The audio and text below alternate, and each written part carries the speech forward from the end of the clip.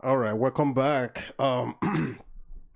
Yes, the program is still Sunday Hangout with DJ Fred. And like I said earlier on when I was introducing my guest, now you got to meet him. His name is Snoop. What's up, Snoop? What's up, boss man? How you doing? How you doing? I'm all right, man. How you doing? I'm good, bro. I'm good. I'm feeling good right now. Good to see you. It's good to have you in here. Yes, sir. Yes, sir. This has been a long time coming. But I got the phone call. I was like, ooh, I can't wait. I got something to say, bro. It's a blessing, man, for real. How you doing? How's the family? Man, just thank God, man. We here. We trying to just stay alive, man. Yeah. But everybody good. How was last year? You know, the pandemic took everybody back. How was your own experience? Man, for me, bro, it's like a wake-up call, man. A lot of people, what do you mean by that? A lot of guys in the entertainment sector, they always say that. Why, based on your own experience, why did you say that? I say that because when you have passion for something, man, you wrap yourself so much around it and you forget the important people that need that attention too. Okay. Like your wife and your kids, your loved ones. All right. And then Corona hits, boom. You turn around, you can't go do your thing no more. You can't go to the club. You can't go party. So now you're being forced now to stay at home with these same people that I gotta dance with my daughter and son. My wife looking at me like, "Oh, you're not going out today? Oh, psych, you can't go." So it brings you closer. Then there's more at home than really what's out there for you. Mm-hmm. So that was a wake up call, bro. Okay.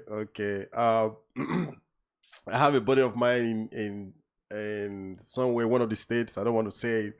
And I said he's a DJ also, but this one made him to look inwards, to look into other areas of, setting up other things up for just to, in case of something like this again, in case of eventuality, to have something to fall back on. Another outlet. Like this is just one source of income, and Corona came and took all that away, and the guy was like, "Oh my God." I think I've sublimed myself is all this why. Now I need to start looking into other directions. Definitely, for source you of gotta income. do that. Yeah.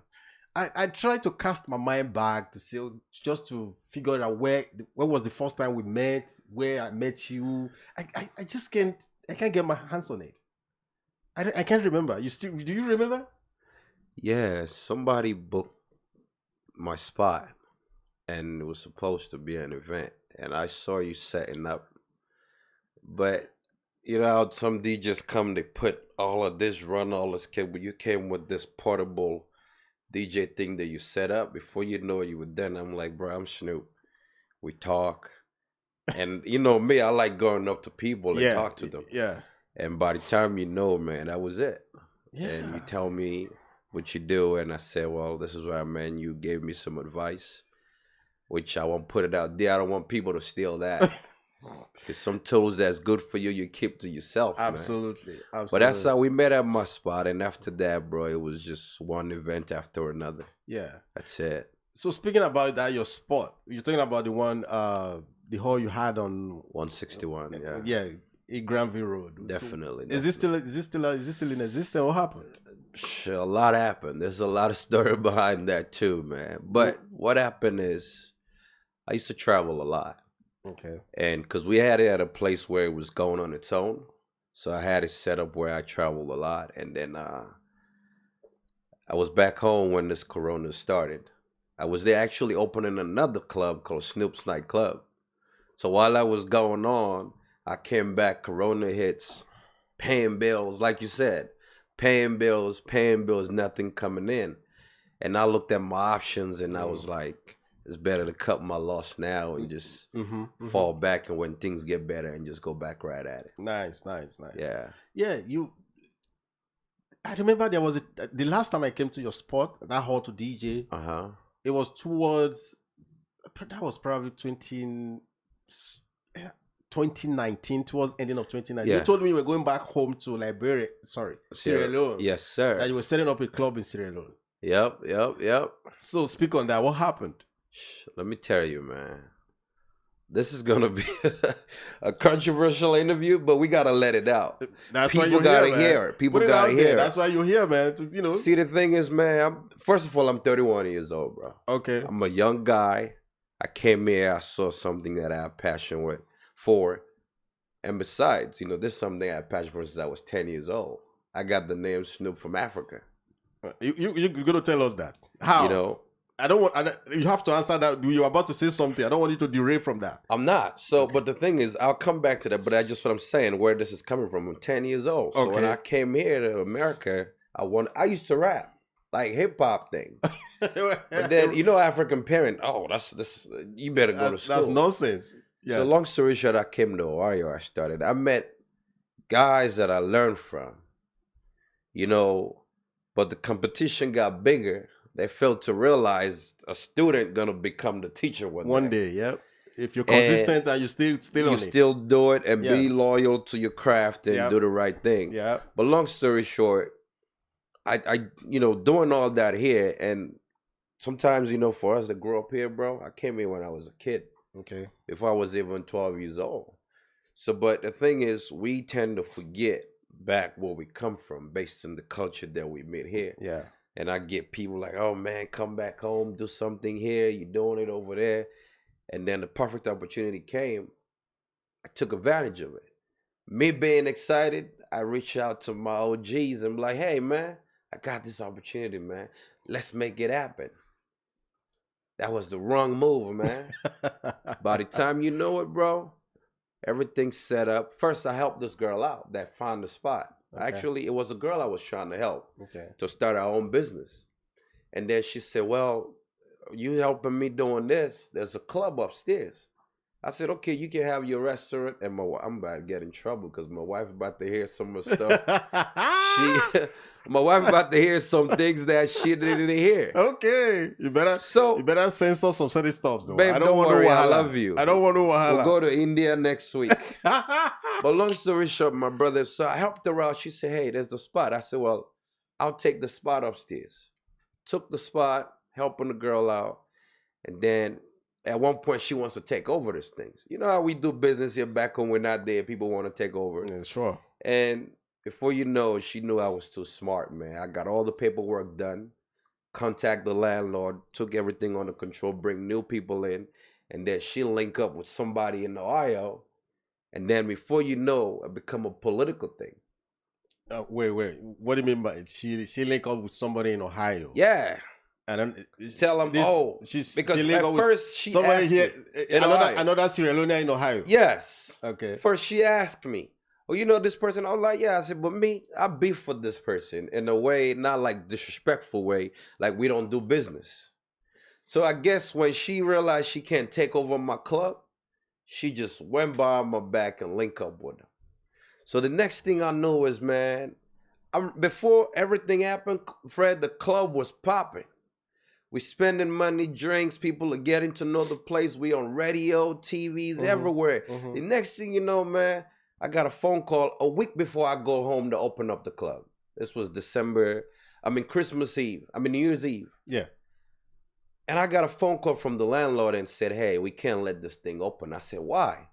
They said to me, Snoop, the name Snoop is linked to some political party in Sierra Leone. The government that's in power right now, the military government. Yeah. They said, oh man, check his status out. He a gangster over there. He a drug dealer. He's with this political party. If you let him open up, he gonna shut down your place. They using him to get to you. Because the owner that owns the club that I got him from, he's from the APC government. And now we got the SLPP in.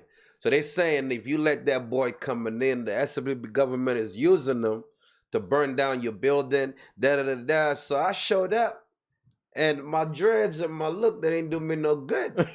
The man looked at me and said, you Snoop? I'm like, yeah. He said, well, I'm sorry. We can't let you open this place. But I had to get a lawyer. I had to get people. But why did you have to wait to that point? You didn't make your intentions known. He didn't ask you when you went to negotiate to to take the place for the to take the property for I've that never for saw that this sole man. business? I've never saw him. It was just a phone thing, but I put Oh, okay. people around. But you didn't tell him. He didn't ask. Well, why? What do you want to use this spot for? Oh no, that there was already a club, but it was not doing nothing. It was not. They don't do nothing to it. So I just came in and rebranded and opened it up.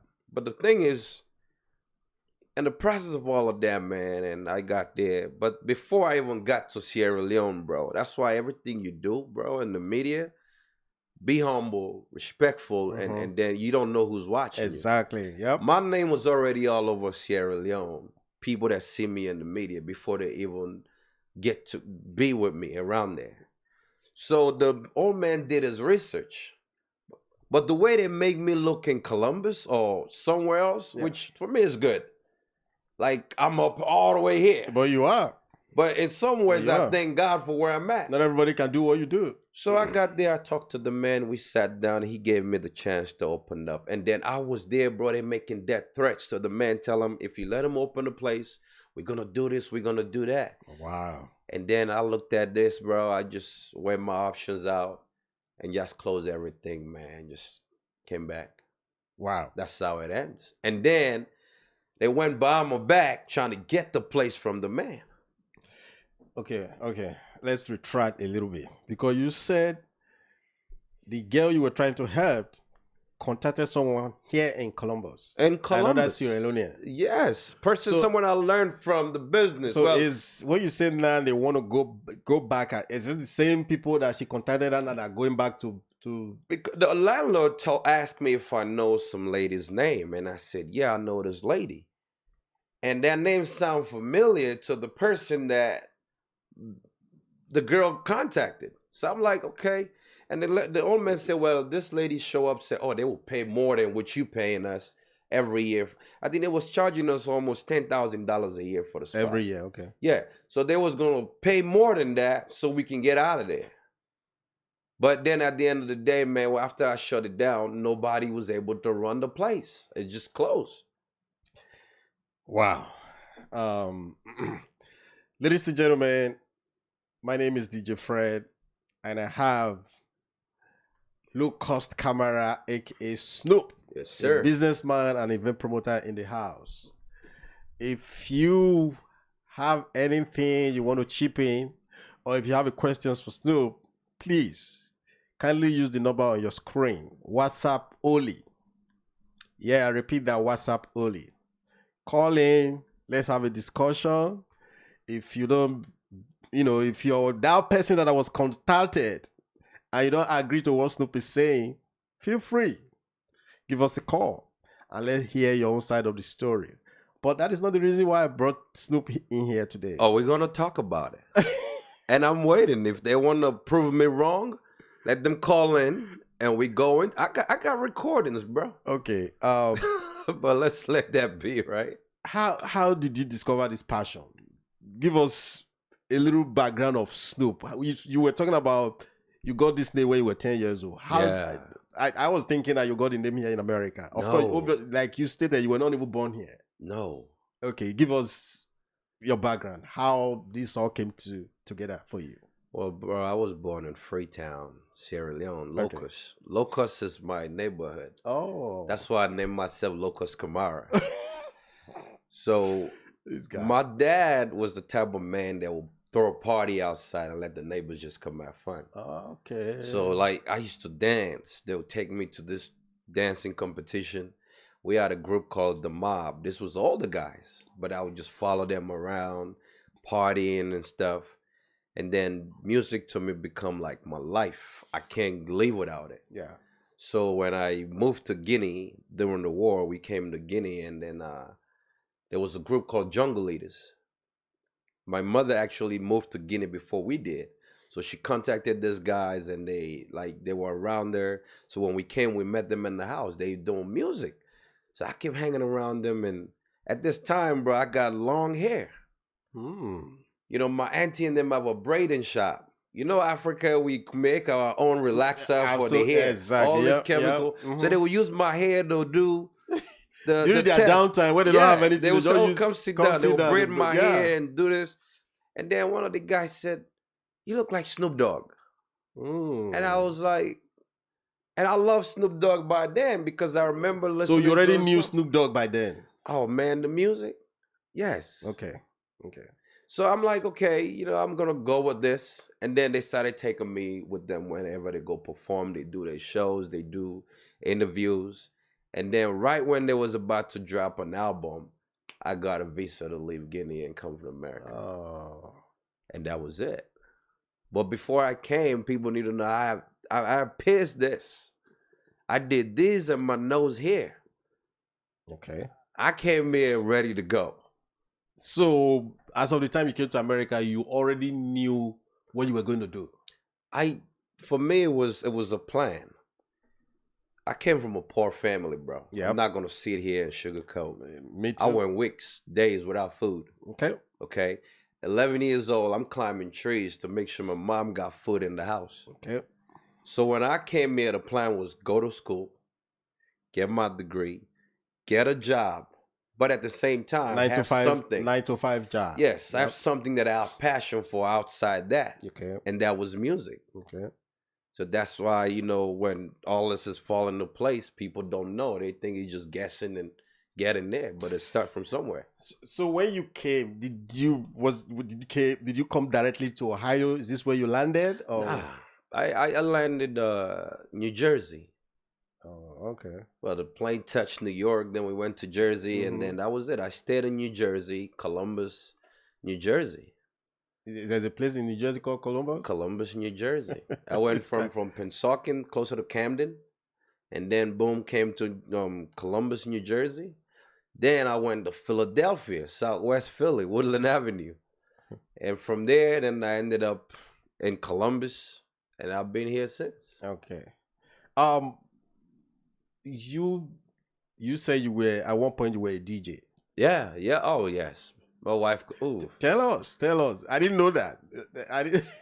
Because at that point in Philly, all people want to do basement parties. Okay. From house to house. And that was the cool thing to do, man. You get the girls. DJ get the woman. I don't know about that. Well, don't believe him. I don't know about that. I went and got me the CDJs, the Pioneer CDJs. I put the CDs I used to write my songs. And my wife now that's watching this was my co-pilot. Shout out, wifey. She will have the bag. We go DJ. But most of the time, before the party done, my wife is gone. Like, when I'm falling asleep, she don't even know what's going on. But I did that for a while at parties, and then I kind of stopped booking events. My first event we got to do from Sierra Leone. After that, and I said, you know what? I wanted to sing. I want to rap.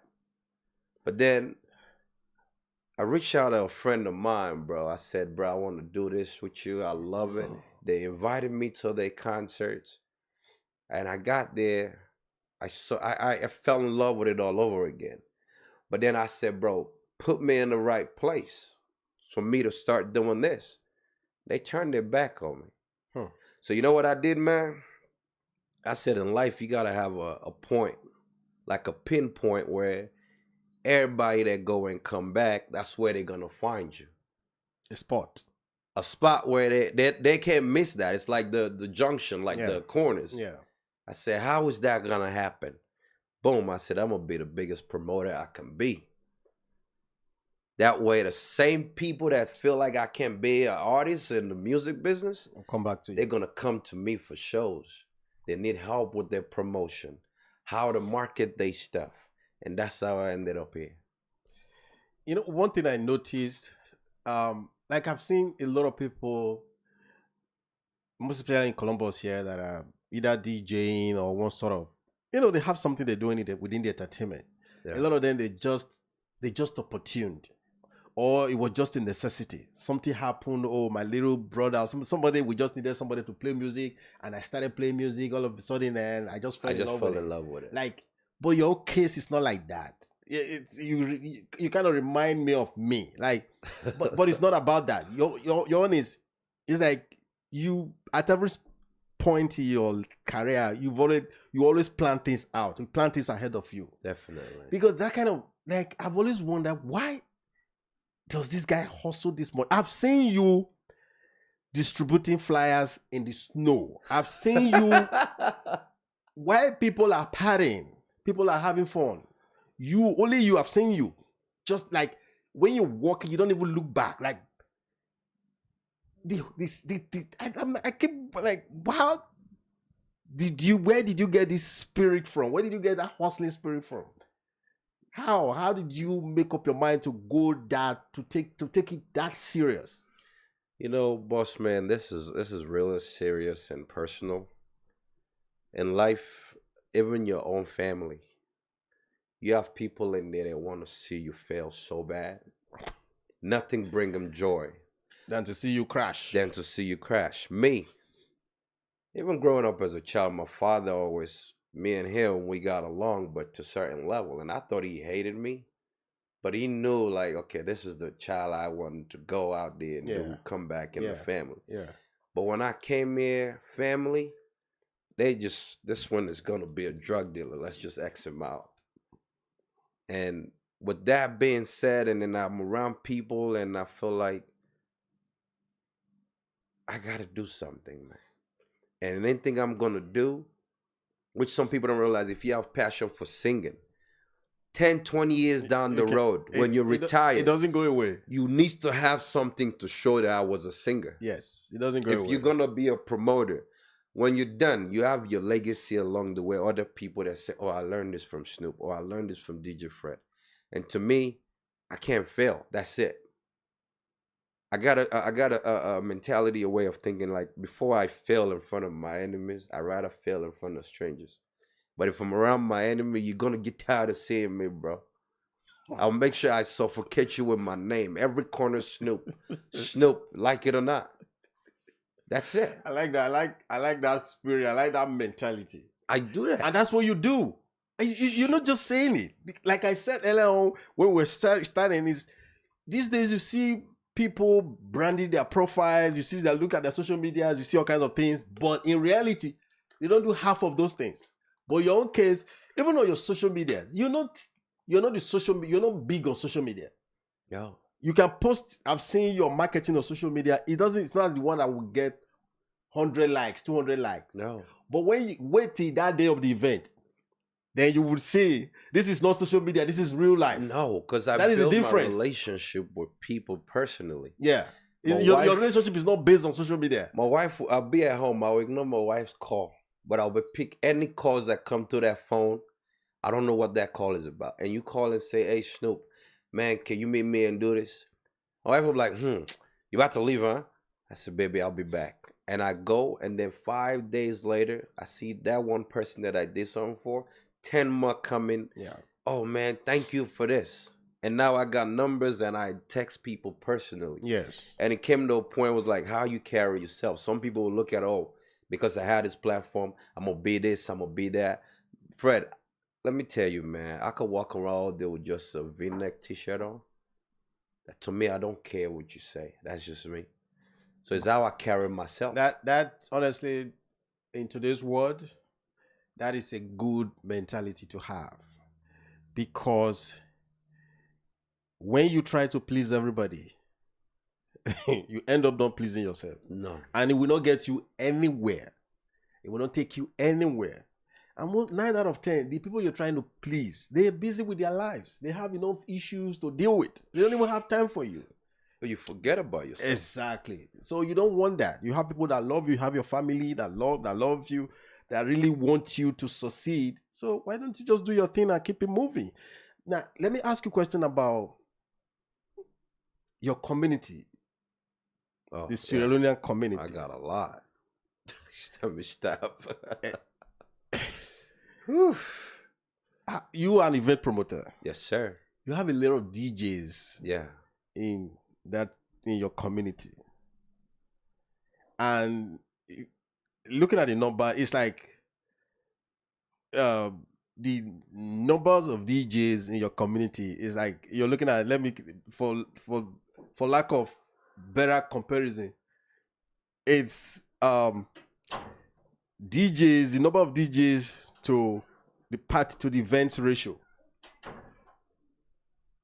They outnumber the events that happened in your community, let's say every 2 weeks, like the way they structure it, the way they go out there. So there's always a clash. Every week There's always an a event clash going on. Yeah, but there's always a clash. I'm not trying to stir up anything. You know, people always say, oh, this, that, because it's good to have a lot of DJs. But when too many DJs are chasing too many, few events, people are bound to step on each other's toes. Yeah. That is the point I'm trying to make. Have you had a cause to settle, two DJs that are clamoring for something, or somebody said this about me, or somebody said that? Because you are in the entertainment cycle. Well, me, the way I look at things, man, and people gotta stop being selfish in the sense where I mean is, you'll see a promoter that think, oh, this is about me. But you fail to realize that show you about to put on, that party, you're doing it for the people that are coming in there. And at the end of the day, they come in, that money, they're going to go work 8, 9 hours to come there. They taking that, help building your business. And they just don't realize that. Let's appreciate that more. But then they want to get personal with it. Like the DJ thing, you will call this DJ, say, let's come work together. They think they're already up here. I'm not playing with this one. And I'm like, forget y'all, man. I found somebody new that will come in. I'm like, hey, man, this ain't about us. There's people. If you do good, there's more business for us coming next time. If we're not on the same page, I don't deal with you. Yeah. Like right now, there are DJs that I put on flyers. They get all excited, but none of them showed up at the event. No, wait.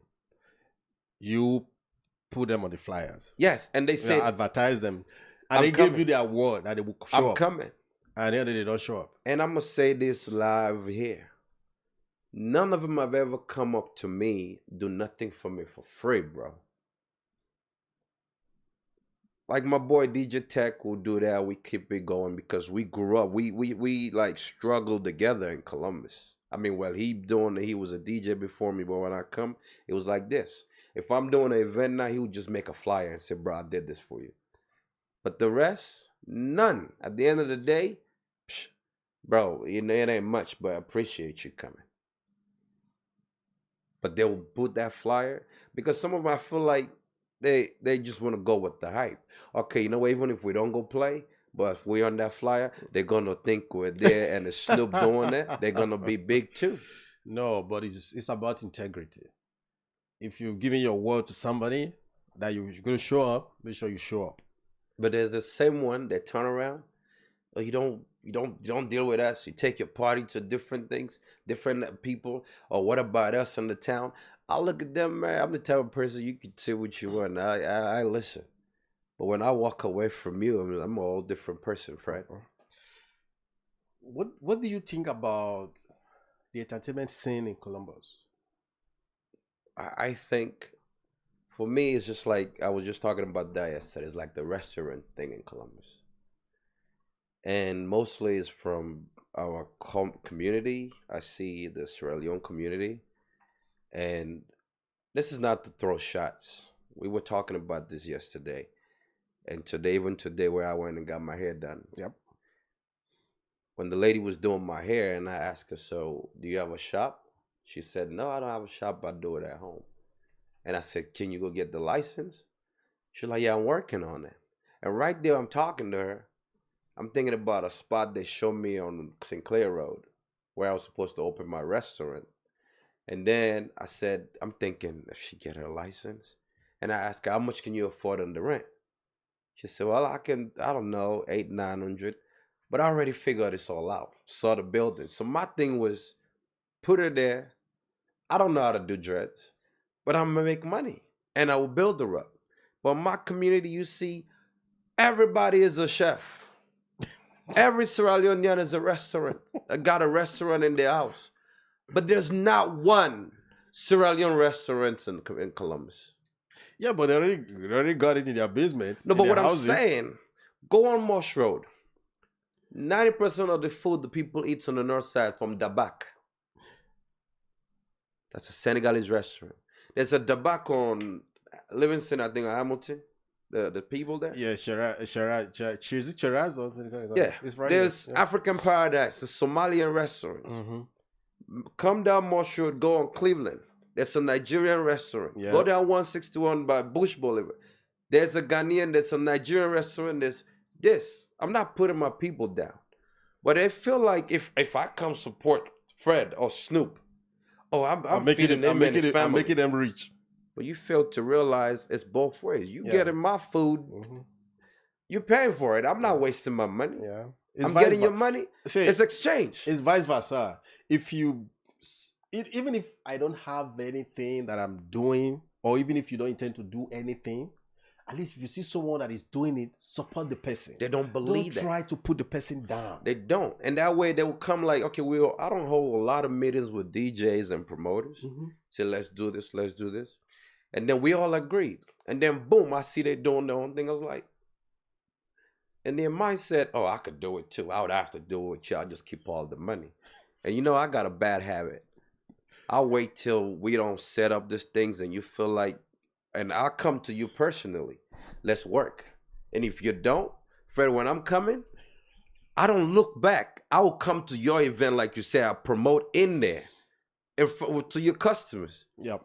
And some days you feel I want to get crazy, you know my spot. Yeah. I'll do a free party. You go pay. What you think they're gonna go to you? You don't spend all your money. Yeah. I own the liquor license, I own the business, I own everything. You're done. Yeah. Not because I'm being spiteful. I'm telling you, together we can do a lot. Yeah. It's at times it's I think it's narrowness of the mind. You know, when you have a broad mindset, when you have a winning mindset, you want to collaborate with people, but you have to look at the people you're collaborating with, because some will just come to argue with you, to antagonize you. Everything you want to do. Then, for instance, typical example, you want to be a partner of a podcast, and somebody wants to buy the microphone, and you're saying the microphone is too expensive. But it's not just you; it's teamwork. So there was a time I wanted to start up a show with someone. At the end of the day, it boils down to argument all the time. So I just took myself out of the equation. I said, please, my brother, you can go ahead with the show. This was like 2018, right? I think I don't even have time for it right now. I'm too busy. You go ahead and start the show. Yeah. You know, because I just figured at the end of the day, we're just going to be arguing, talk. That will not take us anywhere. We'll not achieve anything positive. But that is that. You work with a lot of DJs. Yeah. What do you think of the DJs in Columbus? Do you think, I know we have new guys that are coming in now. They're doing their own thing. That I don't have issues with anybody. I don't intend to. Do you think the DJs in Columbus, do you think they're selling themselves short all in the name of they want to have their names on flyers, they want to go to a venue to DJ? What is your own, as a promoter, what is your own view of the DJs in Columbus, the African DJs in Columbus? Let me narrow it down to that. Another thing is, man, because you were once a DJ, you know. Yeah. And you know, some things you have passion for, some things you just doing it for the hype.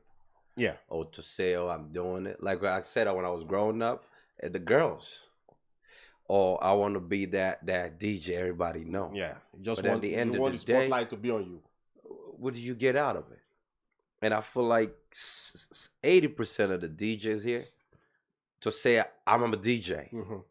But then the ones that are really doing what they're supposed to doing, you got those 80% blocking down from getting that gig.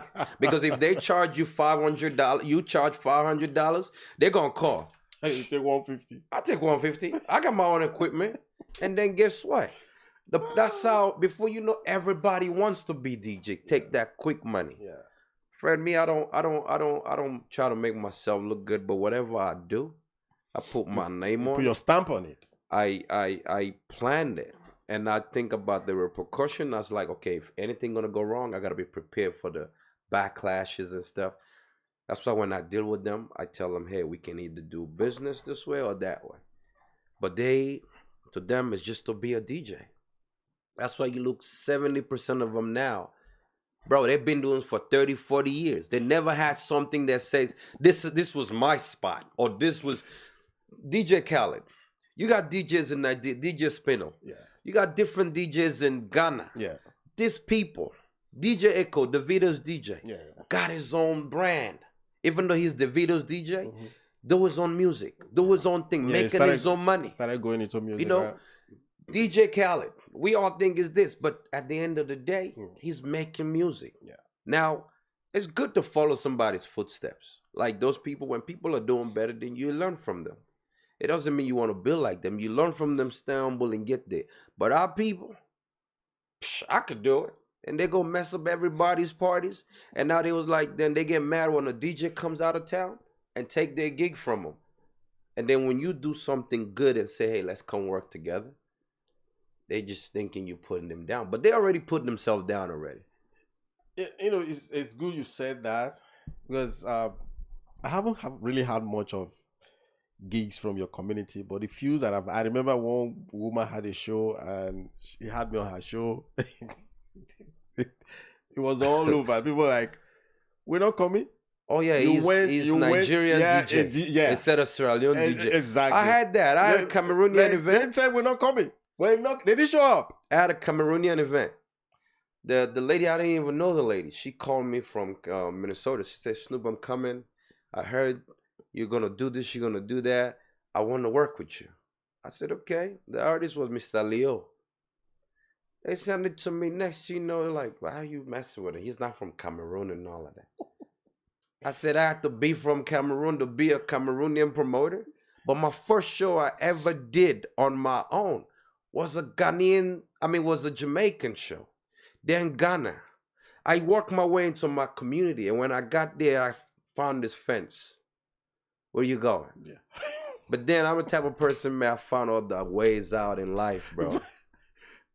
And then I make you now, you come to me. And that's what I've been doing. Oh my God. Oh, ladies and gentlemen, you're still right here with us. This is Sunday Hangout with DIJAYFRED, and I have Snoop in the house. Snoop is a businessman and an event promoter. His records absolutely speak for him. I've seen this guy. I've seen his work. It's not just about talk. He talked the talk and he walked the walk. That is the best way to put it. No, there's no shenanigans. All right. Snoop, you've done a lot of events. You work with a couple of I don't even know if you can count the number of artists you've worked with. Stoneboy. You work with some Jamaican artists. You work with Sierra Leone artists. Can you just give us a snippet of some of the artists you work with and your experiences with those artists? The first one was that I was 100% involved in was Egyptian. That one was for me, that feels like that was the beginning of Snoop, because it was an event where there was another guy named Carl. They've been trying to get him down to Columbus, and they couldn't come. We don't know what the reason was. But at this time, it was only one guy named Carl, Real Type Power, that brings all the reggae concerts. And he's not even from Africa. This is not to bring race, he's a white guy, which we cool with him. Okay. But then when they find out what you do on the show, it was become a big controversy and stuff. So we finally pulled the contract. They blackmailed the show. People said he ain't coming. And it was so big, and people was like, oh, Egyptian ain't coming. They ain't going to pull that show. So we got there, and I picked them up from the airport. But I was thinking, you know, this is somebody I used to watch his song and videos. Finally in front of this guy. I'm like, man, this is a blessing. And then we coming out the airport, and this is something they end up using against me too. Excitement. You know, they said the police gonna shut us down, so we went on live and go crazy and stuff. But that night of the show, man, that was gonna either make me or break me, man. It was me, my wife, Yusuf, Lali, and another guy that, you know, we came together. That way we were rebranding African Love all over again. Okay. Because we didn't want to come there and you got Snoop and say, man, no, let's go with this brand. Long story short, man, past 11:30, man, by 12 o'clock, Fred, there was the line was so long, man. There was no way for even us to come back in the building Wow. to get on stage. When everything happened, when that man walked on stage, I cried, man. I was like, this is it. Even if we didn't make, the money didn't add up to the crowd, this is it. And ever since that day, man, that's when I redefined the name Snoop. And I went through the extreme with it. But that was that same show they used to set me up. Because What do you mean? What do you mean that you? I made a comment on the video because people was like, "Oh, the cops gonna shut the thing." Da, da, da. I was like, "Okay." So when we're going live, me and the artist, we're in the car coming. I said, "F the police." Somebody recorded all that stuff, Mm-hmm. and then that led to them shutting my arrest or something like that for this same business, bro. But that was that show. After that, I was like, man, I'm good. I don't care what happened. This is gonna be something. If I die today, I want to. nobody needs to cry. Yeah. They need to play music, dance 2 days in a row. I've been telling people this, bro. Yeah. Yep. We like some people have also approached me about we doing something like African culture show in downtown. Like, why can't we do like they have Cinco de Mayo? That is for that's for The Spanish people. Yeah. Now you have all these other cultures that they display their heritage. They have like 2 days, it could be 1 day, it could be 3 days in downtown. They approach the government, they go out there, they do it the right way. Why is that so hard for Africans to come together? Why we have like African Cultural Week where people will come there to showcase their culture. Why we go there, we take, we are in the entertainment sector. We go there to showcase our music, showcase things that God has blessed us. Africa is very endowed, regardless of where you come from in Africa. Why is that hard? The superiority. One culture think they're more superior than the other. Like, so I'll break it down to you. When you see a Senegalese guy, you know they're from Senegal. Yeah. You see a Nigerian man, you know they're from Nigeria. Mhm. You see a Ghanaian man, they're from Ghana. You see a Guinean, Liberian, we all come different. But then within ourselves, we have made ourselves feel like, oh, we better than the other person. And then for us to come back together and work as a team, this one feel like, oh, it was my people that showed up more than your people. Oh. That's why the event was successful. I think you just hit the nail on the head. You know why I brought that? hit the nail on the head. You know why I brought that? No. Because we did a show, which was called Kaba or something like that, Africana Ball. It was some of the people we worked with. They felt like it was because of them why the show was successful. And we just sit there like, for me, I got paid.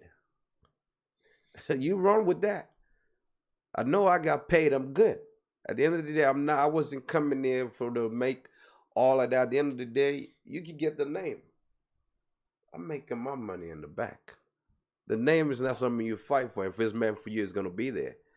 But we feel like, oh, it's because of me. All me, me, me. We have done an event where one person will feel like because they sell the most ticket, it was because of them. You don't even know the work of the other person in the background. Yeah. 90% of the big shows in this town, and I could say this on live on your program. Go ahead. I pulled the contract. I even pulled a contract where they bought me an iPhone. Mr. Easy, nobody thought he was gonna come to Ohio. Eric from Twist. Yeah. He said, Snoop, if you pull that contract, I'll buy you an iPhone. I pulled the contract for $10,000. We pulled the contract. He came. I was at that show. At Red Club. Yes, I was there. That was crazy. I was there. But when that show happened, people like, they run with the name. Eric. But I know what I did. Stoneboy. We pulled a contract. I was there. Like, no. There was one you had at that off. That was Stoneboy. That was Stoneboy. That was the first time we met. At the theater screens. When you walk up to me and I shook your hand, we talked, and you said to me, man, I'm proud of you. Your wife was at the gate. That was it. Yeah. Screens, Stoneboy. Snoop. now I'm going to ask you a question about how your wife is an Indian. Hey, Charlie. My brother, I don't go there. Go ahead. How did you meet your wife? Man, let me tell you. She's watching. Better look into her eyes and say this. And first of all, before I say this, babe, I just want to let you know I love you. You know your man is crazy, but I still love you. She's your biggest supporter because okay, Snoop Entertainment. Yeah. People thought it's like 10, 20 of us. Yeah. It's just me and my wife. She was the one. She's a fighter. She was the one that said, you know what? I was just running with the name. Snoop. Yeah. She said no. She the one that designed the first banner. She said, when your show comes, let them know you work so hard and you deserve it. Put your banner that says Snoop's Entertainment for it. I would have this woman sit at the door, cold. Wintertime, we put those little heater on the floor, so she can stay warm. Yeah. And the cold just shaking. We go home with not even $1 in our pocket. We did that for years, me and her. But I met her in high school. Snoop, I think what you just said, you need to repeat that. In the cold. In the cold, Cleveland Avenue. Portable warmer in there just to keep her warm. I did that for years. And you went home without nothing in your pocket. This People place, don't understand that. The Sierra Leone Mosque, Cleveland Avenue, where the Sierra Leone go pray. Yeah. That place, we built that place with Yusuf. When we came there, my wife, we have a daughter too at that time. She would sit there, got blankets over her leg, bro. Got the heat in front of her. Collecting $10. By the end of the day, we give everything back to the building. Yeah. Nothing we took home. We even closed accounts dealing with that. And she didn't, at one point in time, freaked out like, no, man. You need to be a real man. This is not going anywhere. This is not taking us anywhere. You need to let this dream go and go get a real job. Get some. It wasn't as if you didn't have a job then. Oh, yeah. But like, you need to be more responsible. I don't want to be part of this again. Blah, blah, blah, blah, blah, blah, blah, blah, blah. There were days where she get frustrated, but she saw the passion in me. Yeah. She said, babe, this is your dream. Her, if I get mad, even if she's wrong, I'm the one that right. Or whether I'm right or wrong, it's always her. Yeah. She takes all the blame. Yeah. She say, if this makes you happy, instead of fighting with you, let's do it. I think that is huge. That is not something to be taken for granted. Well, man, how many people, like we've said it, in entertainment industry, you have something you're passionate about. If you're a woman, anybody you choose to spend the rest of your life with doesn't accept that, don't even go into it. Don't start it. Bro, when I met my wife, I met her in high school. She was my friend. I liked her too, but I didn't let her know I would go in her pocketbook, take her lip gloss and things out, just scattered it in the desk. We were in high school, 9th grade. I was dating her friend. And that's why I tell people, even if other women don't think I'm cute, my wife think I was the cutest man in that class. Yeah. I was dating her friend, and she told her friend, that's my husband. Leave him for me. And I thought this was, and they wondered, they said, you sure this is who you want to spend your life with? She said, yeah. But then she told her friend. And they talked about it. The friend was like, okay. I'm home, summertime. You know, I'm dreaming about this woman, how good she looked. I'm serious. And this is going to cause a lot of trouble when I leave here. Not at my home, but somewhere. Somewhere. So I'm like, she called me, Fred. The phone rings. I'm like, hello? She started crying over the phone. I said, what's wrong? She got something to tell me. You know, African man, I'm waiting for her to say something sweet. She said she liked me. Me, I just come, I love you. Bro, I put that thing down, that phone down. I was like, I can't believe this. But then you already dated her friend. That one is not even dates. That one I was just no more done over with. Okay. It doesn't mean that even when you were, trying to hang around with her friend, your eyes were on her. Okay, my wife used to keep the letters I wrote to her friend. Yeah. She will look at them, take the good ones for herself, and keep it. She will not deliver those letters. Really? I mean, I swear to God. Oh my God. She told me, she asked me out, and then from then, 16 years later. You guys been together for 16 years. 16 years. Wow. 16 years. Mrs. Kamara, shout out to you. I wish I can see something in India. Do you know? Can you say anything in India? Namaste. Namaste. Namaste. What does that mean? I think it's a form of greeting. You think it's a form of greeting? It's a form of greeting. Me, I just eat the food and pray. Go listen. He said, I think it's a form of greeting. It's a form of greeting. Oh my God. Oh man, this is I've conducted a lot of interviews here, but this one has been, it's like, bro, I feel like we're chilling right now. Yeah, but that's usually I will have set of questions, this and that. I told you. This is live. No, this is raw. Just coming, man. Yeah. You mentioned about you were talking about a show that you said God is Slim called you, reached out to you about rep your flag. That was a thing I called them, and just like you said, I've dealt with a lot of DJs, and I realized Goody will come from Akron, Zaga come from I think Cleveland or different place. But at the end of the day, both of them are in Accra. At the end of the day, we all ended up in Columbus, and Easy was here, Burundi and them. I called this thing. I said, let's do like a triangle, and he said, what do you mean? I said, you're from Ghana, right? He said, yeah. You're from Nigeria. You're from Liberia. Why don't we? I'm from Sierra Leone. I get DJs coming together and promote it. Every DJ tell their crowd to represent their country flag, put something on that represent them. And we find like a park or a big place and do like a thing where people, we do this every year. Yeah. Just something like the Caribana they do in Canada every year. Go do that. And we do the same here. But at that time, a lot of DJs, I'm not doing this because I don't like this DJ. I got problem with this person. The thing is, bro, the goal is get it done. Yeah. Let's make money. Forget about personal issues. And even in the process of doing that, the money will probably be the byproduct. Let's not focus too much on the money. The unity. The unity of the people in one room. Let's cultivate that habit of, bro, I swear unifying everybody. To the love of my wife, my kids, and my parents.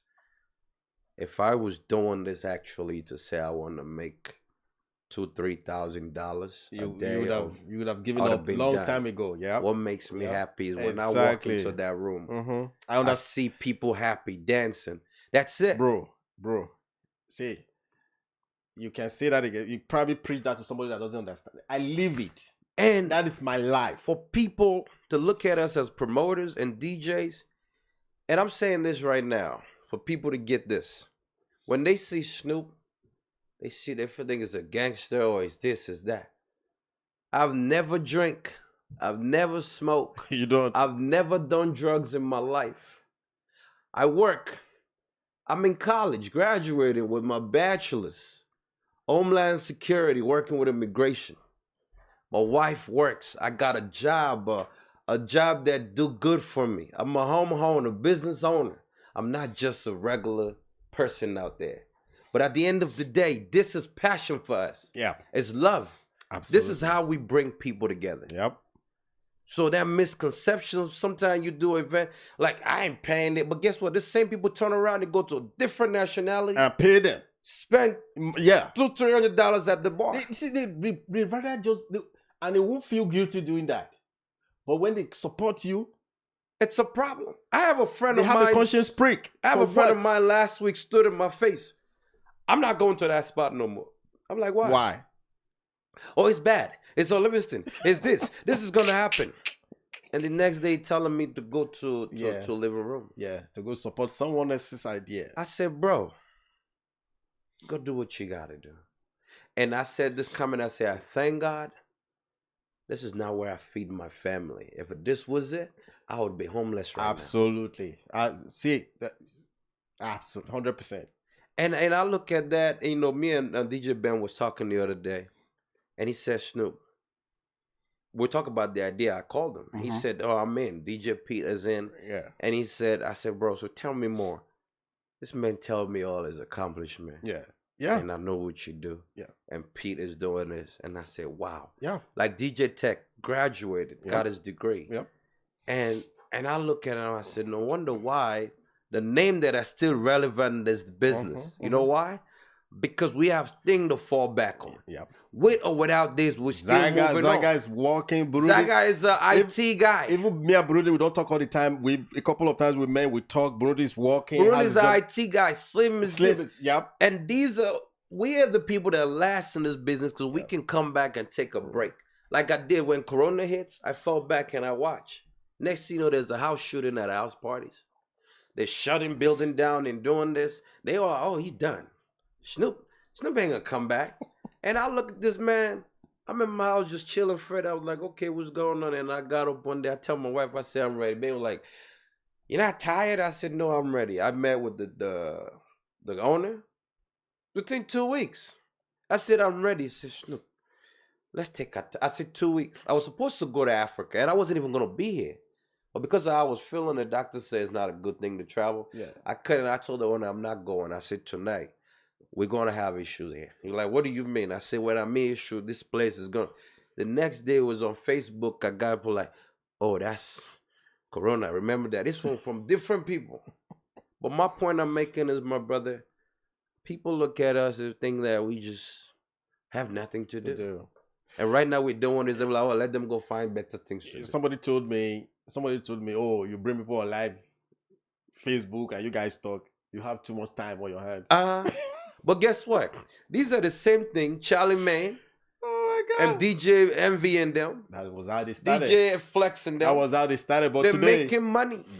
Come on, man. I know this one DJ guy in Nigeria. Good figures doing this. This one DJ guy in Nigeria, his entire driveway, it's all Bentley, Rolls Royce. And whenever if today is coming on the radio, people sit down and wait for him to come. Yeah, it's you just got to start with what you have. You don't wait for anything to be perfect. Nothing is gonna be ever perfect. Well, that's the thing. People don't have that patience to say, I'm gonna build from here. Yeah, I have guys that I started working with, boss man. It was like, man, this ain't for me. It is not gonna, because that is the difference. That tells you. That's why I don't force people. That is a whole lot of difference.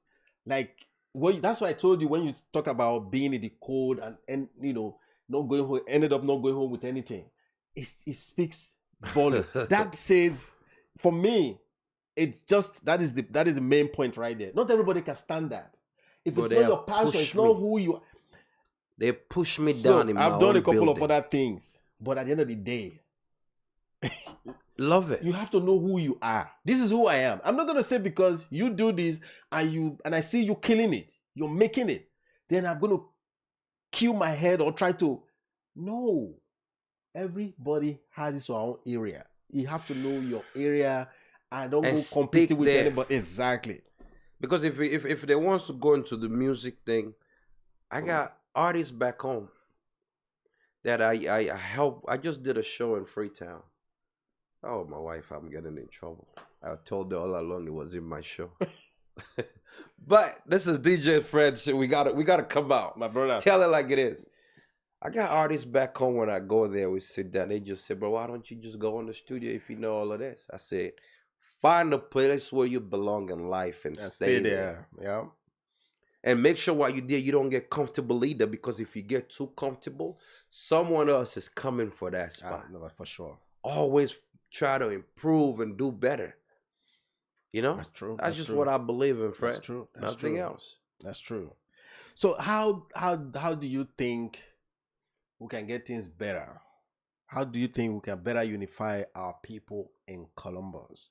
Of course, I know we cater to other cities, but at the end of the day, you got to represent where you are. This is where you are. Because if you go to Philly, there is a promoter in Philly that is already taking over. If you go to New York, go to Atlanta, Maryland, go to Virginia. So, like you now, you've already established yourself here because recently the video was in Cleveland. No, In Cincinnati. Cincinnati. I didn't know you were part of it. You told me you were part of it. Yeah, Zaga called me and said, bro, this is our show. I didn't put no money into that. Yeah. But the respect that he said, Snoop, Please. let's make it happen. He called me right there. I'm calling artists. You want to perform? Go sell ticket. Yeah. We went over there, bought ticket for people that didn't even show up. Yep. I got a call like this, like about 6 hours to the show. Oh, DIJAYFRED, please, we need you to can you come? Blah, blah. This was on a Saturday, yeah.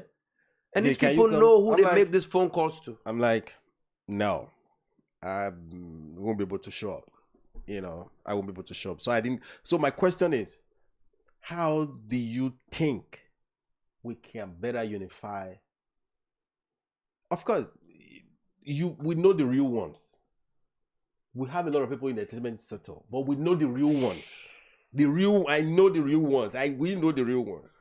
How do you think we can? It's not about putting people down and say, oh, that boy is a small boy.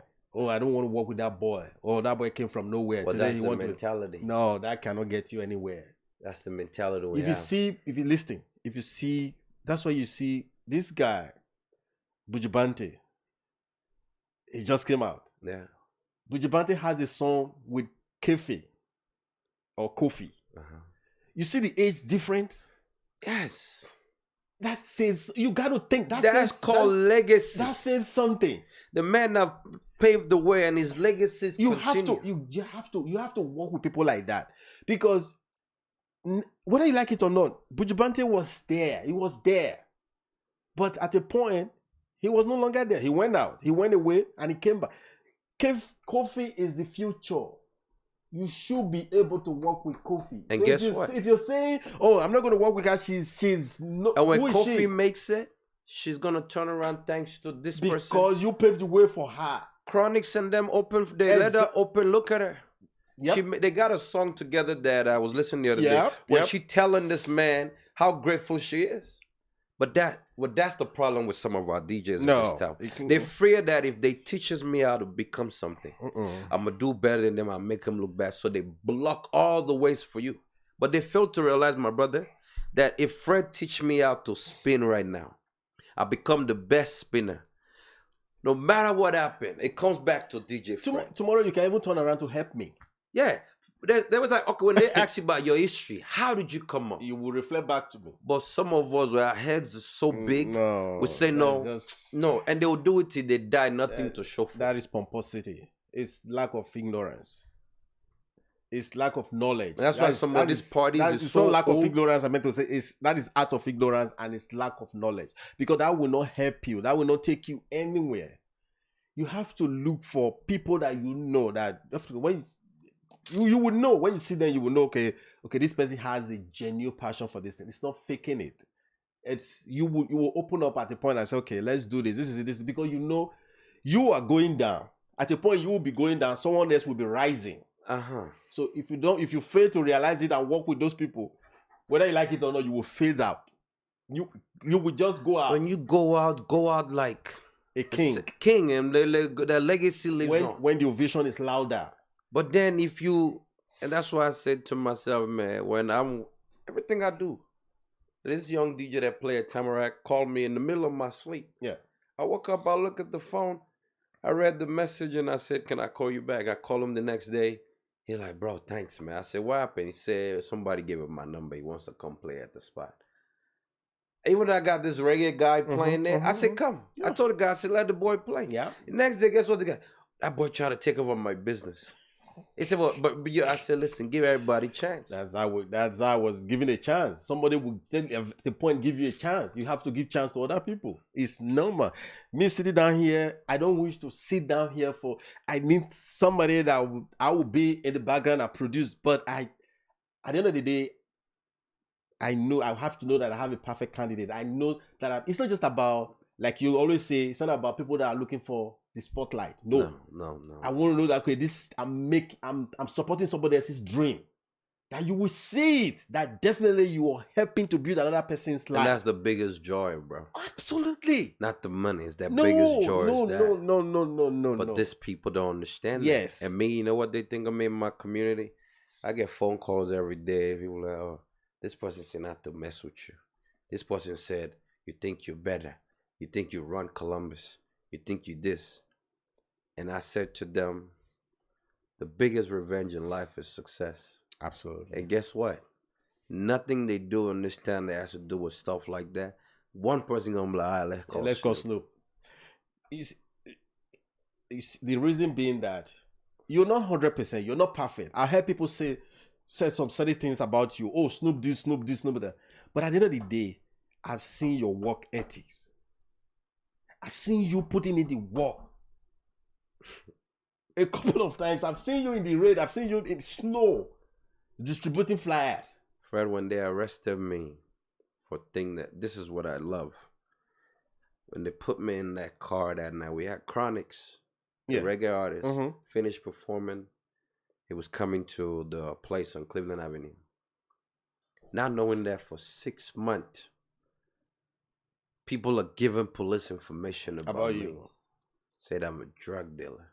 I'm this. I'm that. I carry guns. My gun is for work. It's licensed. But like I said, sometimes my appearance don't do me good. They look at me, his dreadlocks, is this, is that. But at the end of the day, man, I'm judging the book by its cover. I'm at the party, just in the parking lot, chilling, talking, and the police showed up. They said we should leave the property. I'm walking away, and somebody said Snoop. I said, oh, that's him. Put me up. Well, they picked me up from my pants like this. Bring me inside. This police said 6 months. We'll be getting information about you. Yeah. Undercover. They watch what we're doing. They took me down, man. They told me, say, hey, man, how well you know your people? And that's when I realized that I'm done in a way, like dealing with people that don't got best interest for me. And if you're in the way, bro, I'm going to get rid of you. Not like hurt you, but that thing that you're in the way to try to stop, I'm going to make sure you out the way. The guy says, how well you know your people, man? And I, you're not going to throw your people under the bus to a different person. No. I'm like, oh, man, we get along. We he will laugh. Said, nah. He said, man, no. I said, we need one information to wrap you up.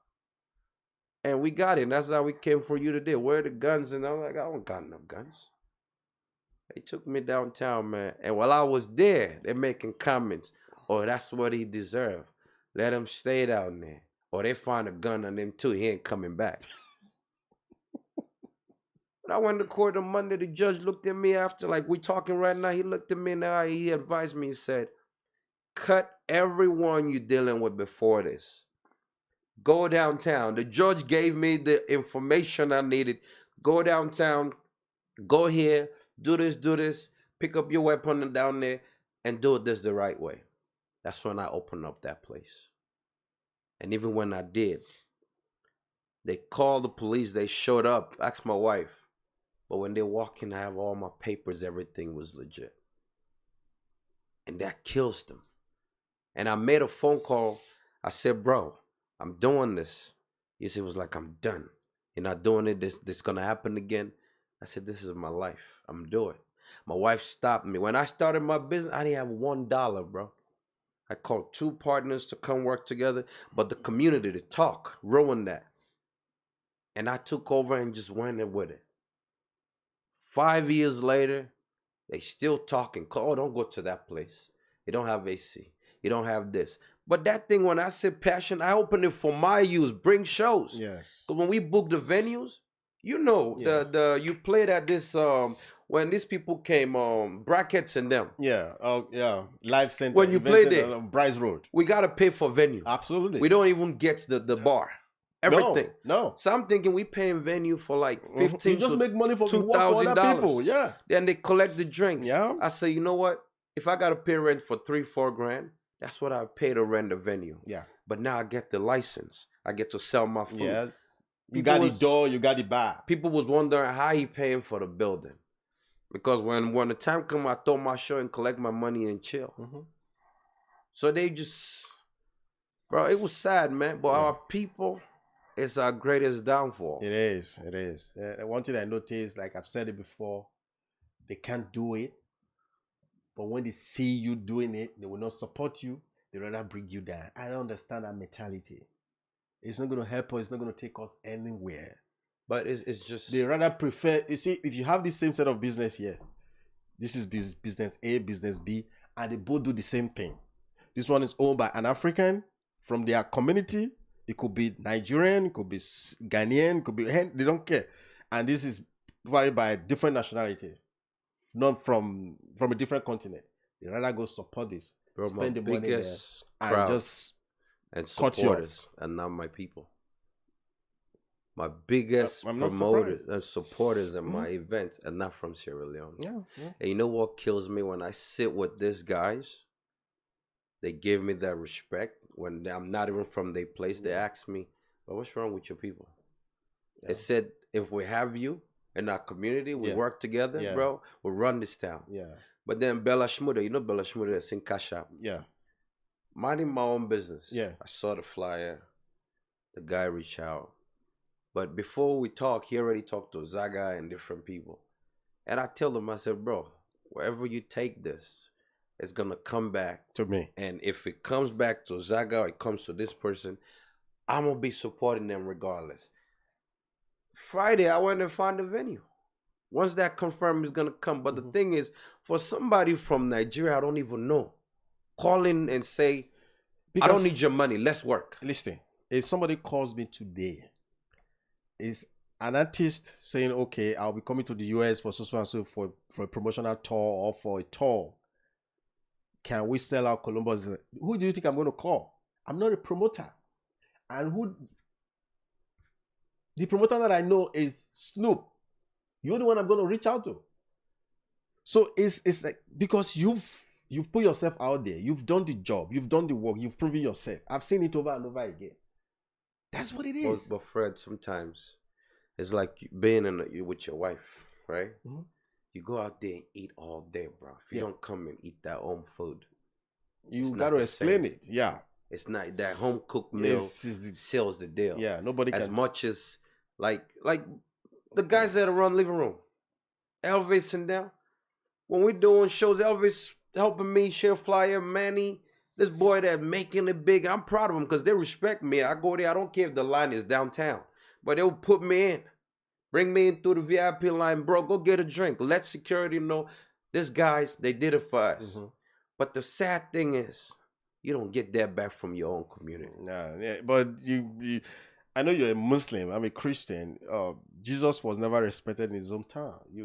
A prophet doesn't get any respect in his hometown. People don't respect. They don't take you. They don't respect you. I have guys calling Maryland. I just told you when Davido came the last time. That does not mean this is not about the DJs they had on that show. But they waited till like 6 hours to the show. To start saying, oh, Fred, we need you because of this. I'm not going to go in details now. I'm like, no, I'm not coming. I got something to do. Even if I don't have anything, I'd rather stay at home with my family. Definitely. That's it. But that's what it is. But it's sad. Bro. It's as far as I'm concerned, it doesn't. If I look at the way the Nigerian community, other communities, they accepted me more than the Nigerian community here. But that's your own. They will throw but you it's not going to bus. stop me.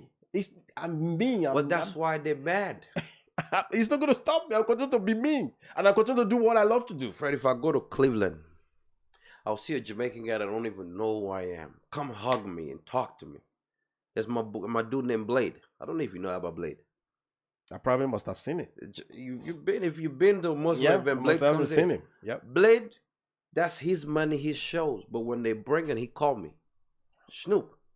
And when he's calling me, he's not calling me come help. Like, this is ours. It's ours, yep. And when I went to Sierra Leone to do this one show, Fred, that's when I realized, like, okay, you just gotta be you, regardless. American Idol. I saw the concept. I was like, if I'm gonna... Yeah. You told me about that. Yeah, I said, I wanna retire in a way. I just sit there and watch something grow. And this was about the same time you were trying to put up that club together. Yeah. Yeah. So I sat down and I told my wife, she's always the last person to know, but she just jumped in anyway. I put this concept. I watch American Idol. I read the history about it. Do this and Fred and I went home with the idea. Well, people think it's always money, money, money, money, money. They don't understand. The ideas alone is the biggest amount of money. That's where it starts from. Yep. So I went with the idea. This phone company saw it. They love it. They was ready to put about almost $200,000 on the table for the project. I went to this radio interview, right? I'm sitting there. But they failed to realize the show. Back home, we sell forms. You buy forms. You go for an interview. We do these things. And during the show, people vote money. Mm-hmm. If I sold, let's say, 5,000 forms, that alone don't give me the prize money. And then on top of that, when people vote for the day, they get almost 1 million votes. Those votes, each one is like maybe 50 cents or 25 cents. You times that for a month. Let's say 500 people a day, you times that a month. That alone don't bring a couple $100,000 into the show. But me and my wife, we sat down, we said, you know what, regardless, the grand prize was $15,000. We're going to put that money up. But the goal is all we needed was the platform for the TV and the phone company. Because we need the media and the phone company, we need the text. They give you a line that you can text to vote. Yeah, yeah. That's why we went there. Because I told my wife, if it's here, we got Facebook, we got all of these things, we could do it. But I went to the TV radio station. I had on just something like this, but it was a different one with a t-shirt. And the guy interviewing me and asked me, said, people wants to know if you even have the money. Mind you, I don't win 3 times. Almost $2,000 per ticket. Then I got to take at least another couple $1,000 to be move around. Yeah. That alone is like 90% of what we're giving out there. The guy said, oh, you have the money. And I said to the guy, I said, you know what the problem is in this country? He was like, what? I said, that Chinese man could walk in here right now and say he got $1 billion for this. As long as it's Chinese, you will not stop it. The guy just shut the interview off. And when I left, they messed up the whole show. And then I went back to redo it. Somebody switched the name and did it, but they did it all wrong. Differently. Man, I don't know. I Why? don't know. It's just what it is. Just what it is, man. All right, man. But the thing is, it's like a whole mountain. You can't bring the mountain. You can't chop off a mountain in a day. Nah. You just have to continue to keep, to take a stab at it, one at a time, one at a time. The main thing is we have to be consistent. So where do we go from here? What is next? What is going on at the sport? You just see before people, some people have expressed to me that, oh, the kind of crowd we're seeing at the sport now, blah blah blah. We don't know what is going to happen. We're not really cool with it. But my own take on it was, at least for once, the East, has always been the north side, but now the East side for me, that's where I want to be. Is experiencing some significant and I live here change now. Why not make a entertainment wise? So I'm happy for the fact that now they're coming down to East side, because usually when you talk about when you're hosting the show down here on the East side, people always say, oh, the East side is too far. We can't come to the East side. I'm like, but the East will go anywhere. I'm like, exactly. They'll be very, very loyal. And again, I'm like, go to Dallas, go to Houston, go to Atlanta, where you have to drive an hour plus to go. And these same people will go there and do the same thing. But here to drive 25 minutes, they'll be giving you all kinds of craps. So now you had a show here and they all came down. And they're coming. Last Friday night when they closed Tamarack, I'm home. Bro, we here, man. Where you at? I just hung up the call. So that's one thing I'm happy about. I'm happy for the fact that at least now we're beginning to see a change. Now that you hear, people are beginning to recognize that, okay, we can also come to the East side and have fun. I enjoy and have some good time. So what is happening? What is happening at the spot? Are you still there? I'm there, man. Like the spot, Actually, I went over to take over the spot, like, cause I sat down after my boy Josie got, got shot at the house party, and I did a video on my WhatsApp on my live on Facebook where I was expressing how I feel about that, and I said, man, we gotta do this the right way again. So my boy called me, DJ Bakar, said, hey, what you doing? I said, I'm looking for a spot. But at this time, my restaurant was ready to come up. It's called Mm-hmm. Snoop. Mm-hmm. Me and my partner, Daddy T, but he passed away of cancer. Oh wow. So when Daddy T passed, so that just breaks me down. But we said we're gonna continue anyway. The week of the inspection, the building was not, So I told my wife, let's just not bother.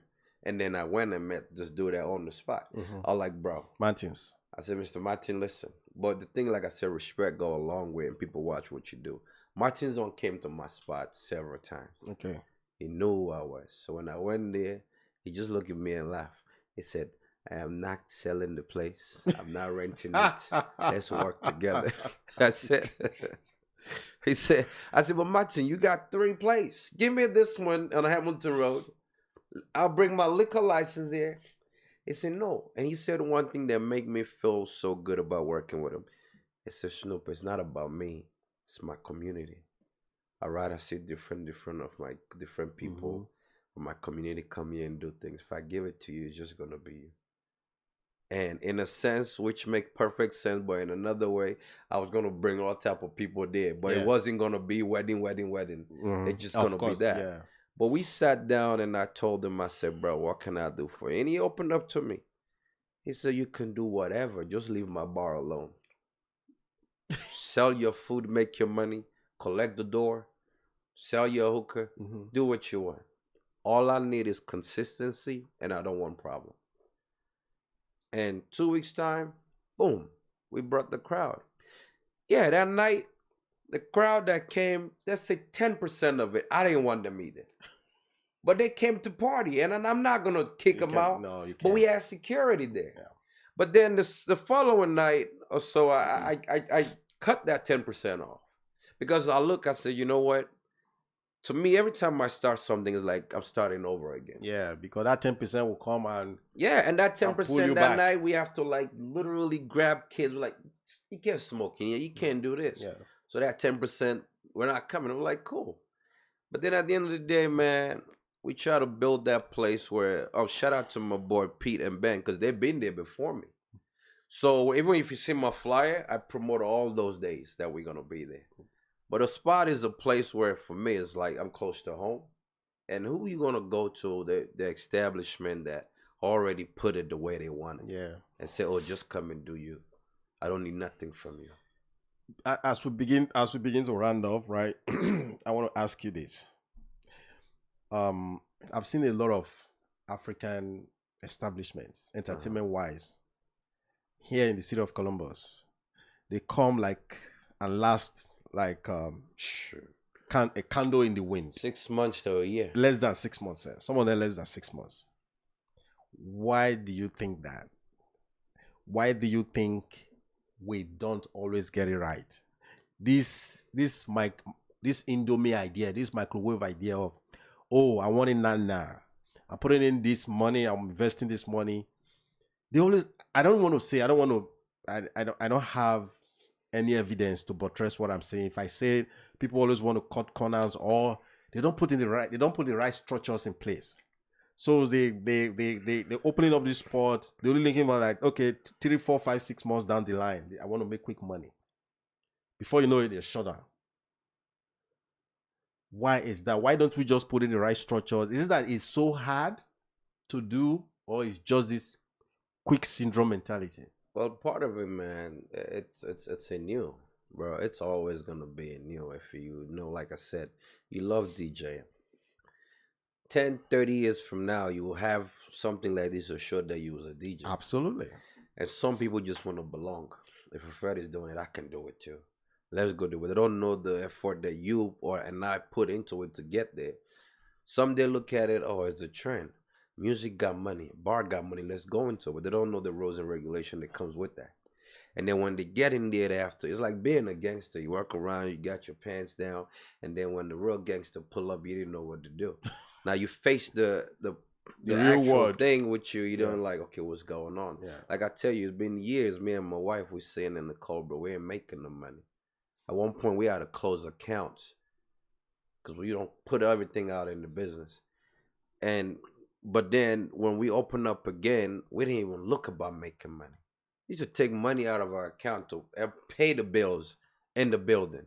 You think some people have that in them? But today I'm sitting there, everybody want to buy my liquor license now because I'm the only one that have it. You think if I had that mentality, like just to quit on it, it's gonna be that way? No. We want to belong, or I'm doing it because Fred is doing it. We don't. Some just want to jump into it because it thinks that just the money gonna come overnight. No, bro, the consistency is not there. Absolutely, it's not. It's not. If you don't have that, you're not gonna last long. No, it's not. The longevity won't be there. And another thing is, we bring our personal issues in life into these things we're trying to do. I got guys that don't pull out gun on me, bro. They put a gun in my head at the club. Then when I open my place, they will come park outside. This from guys from Sierra Leone. Come park outside. Man, we just want to party. And I look at them. Got $1,000 shoes on. Got all this bling on. I said, do me a favor, man. Don't bring no nonsense here. Come party. But then he don't spend $1,000 at my bar. I'll deal with my issue with you later. I'm all about this. So me and you, who's stupid? You smart. Don't put $1,000 in my pocket. Think I got problem with you. No. And you left here broke. Yeah. If this come, who's smarter? Me. Oh my God, this has been eye opening. It's been very enlightening, and each time we sit down to talk, it's always we're just hitting each other left, right, and center. And again, you're just cracking me up. Everything you'll be saying is the truth, but at the same time, there is a lighter side of it that just kept me laughing. Definitely. As we begin to round up, do you have anything you want to put out there? You have a message for your people, for your fans, for your followers, for your supporters? I mean, for anybody, like you said, bro, when the older guys that done this before us, respect go a long way, man. Absolutely. Don't let your ego, or maybe because people hyping you up, thinking that you're there already. There's always room to learn. And for you to create that clear path in life, it's how you walk with people. Yeah, I'm not perfect. I don't burn bridges with some people. But trust me, it's business. Some people want to mix business with personal stuff. Yes, but at the end of the day, they don't realize that your name, everything about you is this business. They could come and go. Like I tell people, before you mess inside my club or business, you got to go. Because when they shut me down, you go to the next spot. Yeah, that's true. Life goes on. Yep. And open doors for the younger people that want to come do it. Absolutely. If I see anybody with a appreciation genuine goes mind, a long way. Yeah, I see anyone with a genuine mind, because you can be there wherever you think, whatever position you're holding. I don't even like somebody referring to me as, I just want to be relevant. But you can only be relevant for so long, whether you like it or not. There was a time we had people that were like, oh my God. But if you look at today, those people are no longer there. It's a cycle. You are up there, someone is coming behind you. A time will come, it's like you get to the peak of the cycle. Now you are going down and somebody else is getting to the peak. It's like that. So you have to work with them, whether you like it or not. It is what it is. This has been one heck of an interview. It's just been, we just sat down here, just be chit-chatting for the most part. Snoop just be cracking me up. Of course, everything he said so far is the truth. Shout out to Emmanuel P. He said,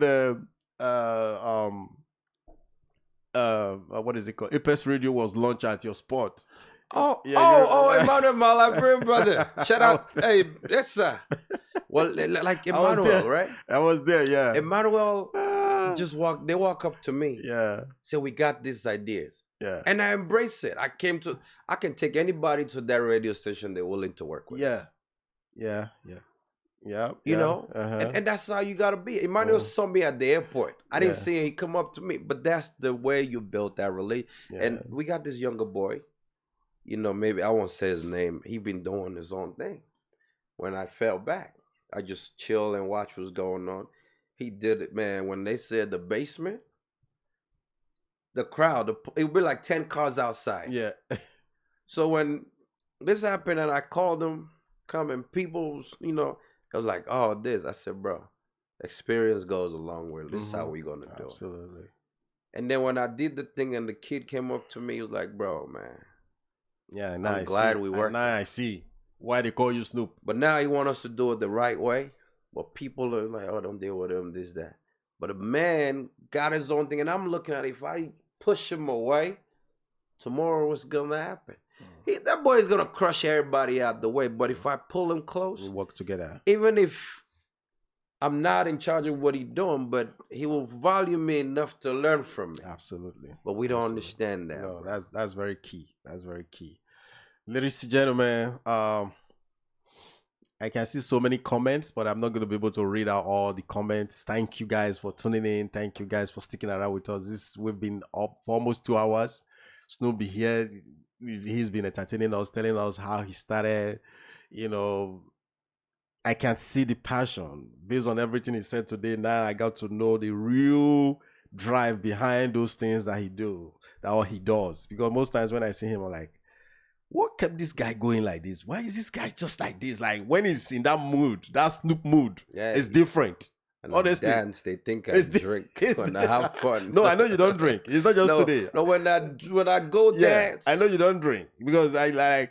Okay, what is the drive? What is the drive behind this? That mentality. And my kids are picking that up. I was just going to thank you, brother. I was just going to ask you: have you seen that in any of your kids? Bro, my son will dance all day. My daughter is in the blood. When we're in the house, she plays the music. Yeah, it's in the blood. And when I see them, to me, I was like, okay, this is what I want. Yeah. To me, that's I've done it all. Well, okay, let me ask you this before you go. As an African parent, right? Would you choose a profession for your child, for any of your kids, because you feel that doctors make money? This is our mentality. The so-called glorified, careers. Would you choose anyone for your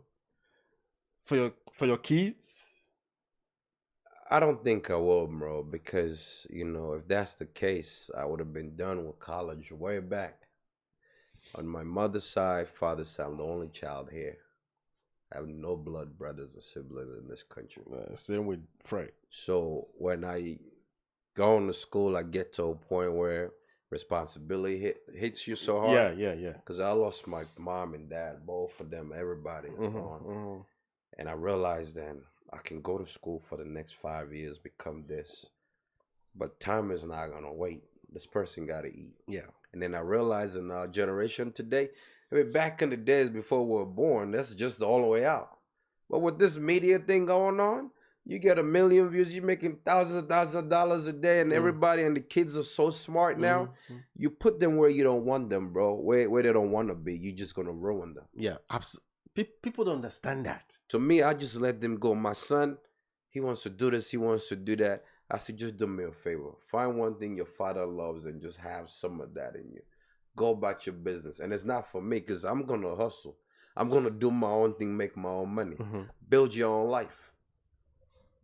That's it. People don't understand that for you choosing a career for your kids or you want them to be. I was in Texas of recent. I was talking to one lady. She had a daughter. She was playing with. I just let her see her because she's in IT, and I'm like, so this one, because you're in IT, this one is just gonna learn how to code. She said, She said, I have 2 choices for her. Either you are a doctor or you're a programmer. I laughed so hard. I'm like, she said, I tried. At least I have 2 options for her. That is enough. I'm being nice. I have two options. It's not just one. So I like, you can't do But this. sometimes, Fred, You can't live. You can't do sometimes this. you can't You're blame just gonna them. put this guy through a lot. I understand. The Bible says, train up the kids. Blah blah blah blah. Blah. You But can't blame them because, my brother, this relates to my relationship too, and because my wife is Indian, and I realize different cultures, and this is what the problem is in our African community, right? Things that has been there for like from traditions and ancestors and generation. When we left our country, our homeland, we let different world or the outside world influence that, and our kids lose that, yeah, and then they become something else. Sometimes it's good for the kids to just stick to that. Sometimes it's bad because when they stick to that, that's what brings the culture together. Look at the Arabs, look at the Chinese, look at the Indians. yeah. Sometimes I just feel like my wife's family will come one day and get her to go back. But my point I'm making is, with that being said, that's why you see one Chinese store, nobody working there but Chinese. Yes. They You support see their an own people, Arab employ store, their own people. nobody there but Arabs. Mm-hmm. At the end of the day, everything they get, they bring back to their them, culture. Yeah. Because they were following that lane, footsteps. that passage they laid for them. Yeah. But in the African No, community, you don't see that. sometimes You don't see you that. don't see it, and that's why you see. Look, recently African kids are killing their parents everywhere. Shutting them down. So I saw one where in New York, happened in New York. This one, the mother was telling the boy to 22 or 21 to go get a job. He end up killing it. Yeah, kill the mother. My thing is, for what? You don't force them to do what you want, but if they say they love this, support them. Try to support them and divert it a little bit towards the culture. Yeah. Say, okay, you want to be a bus driver? Fine. Your father was a bus driver before, it didn't work. So but now you have to do it differently. So okay, if you want to do less before you become a bus driver, start as maybe keke, drive motorcycle, or even if at least get your GED, get finish your your high GED, school, and if anything happen, you have something to fall back on. Some people will tell you some people have argued that this idea of having something to fall back to will distract you. That this is something you love, just follow it. Like it's like this gotta continue. I met one Indian guy that told me the parents wanted him to be a doctor. He went to school, he got that degree. He said his life was miserable. He worked for like 2 years. I said I've always wanted to be an IT guy. Went back to school, and IT today is an IT. He went to school, got his degree in medicine, but he's not practicing. He said that was never my plan, but my parents wanted me to be that. I just wanted to touch that. It's never gonna work, bro. No, it won't, and the person will be miserable. Oh well. Yeah, miserable. The world is already, what we live in today is already. And when you put too much pressure, bro, you lose them. Of course, you they want to come to you. They want to hang around it. you, because each time they around you, you don't say something that interests them. Why will I come around you? You want me to do your biddings, So, ladies and gentlemen, this is where we'll draw the curtains on today's program.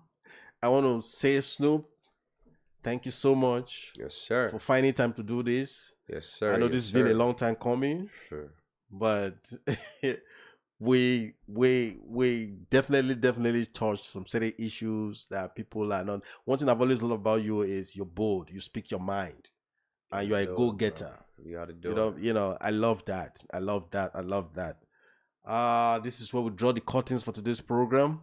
Thank you so much for being there. Without you, sir, this program won't be here. I was away for a little while. I missed it. There is something I love most than to sit down here and just look at you guys and ask my guests those questions that you want answers to. The program is not perfect. I'm not perfect. But let me tell you one secret.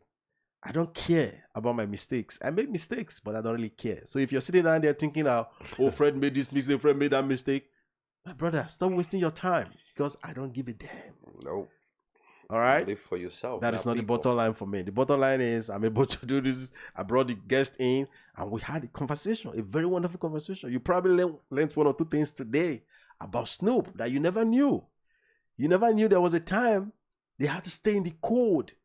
stay all night. At the end of the day, the proceeds from the show, they'll give back to the property owner and they'll go back home with empty pockets. You never knew that. So then when you see Snoop filling out arenas, you're thinking that he started from somewhere and he paid his dues. He worked hard and he's still doing it.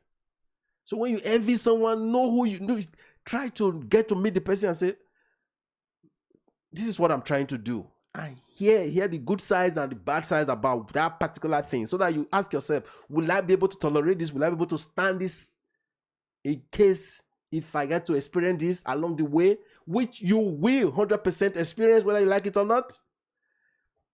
In Columbus, we've done so many shows that nobody showed up. No, the whole...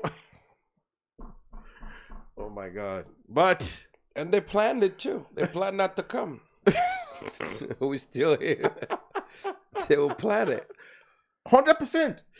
That day, somebody would choose to organize a basement event. This is from your own... They will make a different flyer to distract your event. Or somebody will organize a basement event and they will buy drinks. They will say, come drink free drinks. I'm telling you. Sad. Just to get us up there and dry. But what kills But we're them, still here. it's That is the you truth. working We're hard. still here and we'll still continue to go in as much as God grants us life. You know, Gonna be here. that is the main thing. Where there is life, there is hope. There's always gonna be. And it's not just about hope. And we ask. Because for they that ask not, they receive not. For the fact that we ask and we believe and we have faith in God, we will continue to receive. Believe that. I'm out. Thank you for tuning in. Yep. Thank you.